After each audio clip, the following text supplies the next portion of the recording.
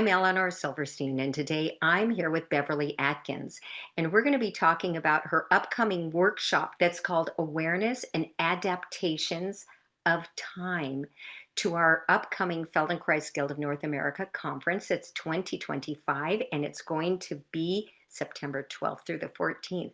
So, Beverly, we've been talking, fill people in on what we've been talking about your workshop. Thank you so much, Eleanor. I'm excited to be here and excited for the workshop.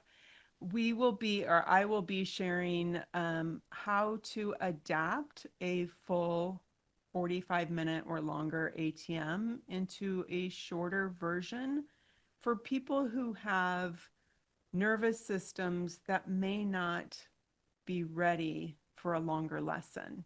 They may have a racing mind or an active um, itinerary of things they need to do that day. So, how do we adapt our lessons for people with nervous systems that just aren't ready for a shorter lesson? And I'm going to talk about the techniques and recommendations of how I've adapted lessons to work for people who could use some help settling down and regulating their nervous systems. This is great. So this really works under the umbrella of everything, and that in all of our different ways of functioning. And some of us need quiet, and some of us need it small, and some of us need this peacefulness, and some of us need it shorter or longer. And this is what you're creating in this workshop and teaching, right? Yes, so much. Not just about shortening the time, but even the perception of time. So, as you mentioned, being still, and the time passes pretty slowly for somebody who has an unregulated nervous system.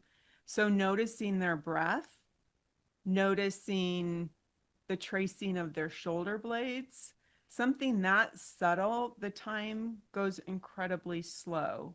And that puts them into a more agitated, irritated state rather than shifting them to a calm state.